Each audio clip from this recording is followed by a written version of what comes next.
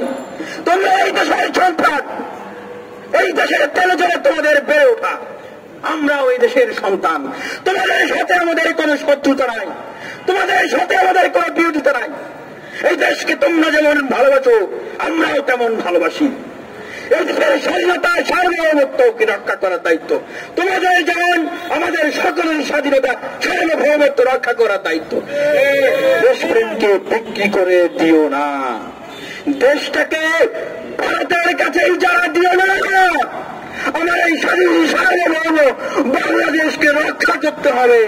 সেই রক্ষা করার জন্য আজকে তরুণ ছাত্রদের সারা বাংলাদেশের বিশ্ববিদ্যালয় ক্যাম্পাসগুলো থেকে জেগে উঠতে হবে, জেগে উঠতে হবে, জেগে উঠতে হবে। গতকালকে দেখলাম যে আমাদের রব ভাই স্বাধীনতার পতাকা উত্তোলন করেছিলেন, যে মহান ব্যক্তি, তিনি কান্না করছেন। আজকেও দেখছেন যে আমি কাঁদো কাঁদো কণ্ঠে আপনাদের কাছে কথা, আপনাদের সামনে কথা বলছি। কারণ কি জানেন? কারণ জানেন? আপনারা হয়তো জানেন না, বলে দিচ্ছি। আবারও যে কোনো সময় আমাদেরকে গ্রেফতার করা হতে পারে, যে কোনো সময়, বা যে কোনো ভাবে সাবোটেজ করে অথবা অ্যাসাসিনেট করে আমাদেরকে মেরে ফেলা হতে পারে। একটু আগেই বলেছি কেন? কারণ এরা পয়সার কাছে বিক্রি হয় না, এরা মাথা নত করে না, এরা আপোষ করে না। তাদের ভাষায় আমরা নাকি রাজনীতি বুঝি না, আমরা নাকি বেশি সৎ, আমরা নাকি উন্মাদ দেশপ্রেমিক।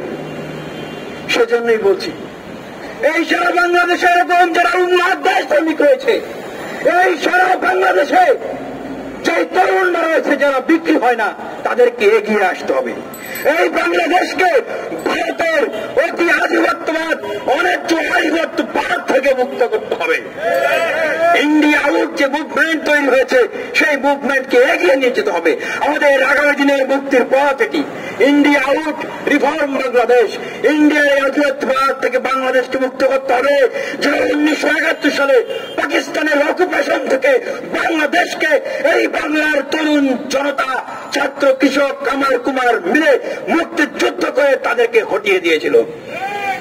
আর এই গুণধরা 53-54 বছরের বাংলাদেশকে সংস্কার করতে হবে। এদেশের আইন বিভাগ, বিচার বিভাগ, শাসন বিভাগ, এদেশের গঠনতন্ত্র সব কিছুকে সংস্কার করতে হবে। দুর্নীতি বান্ধব কোনো গঠনতন্ত্র, এক কেন্দ্রিক ক্ষমতা কাঠামোর রাষ্ট্র ব্যবস্থা এই বাংলাদেশে আর চলতে দেওয়া যাবে না।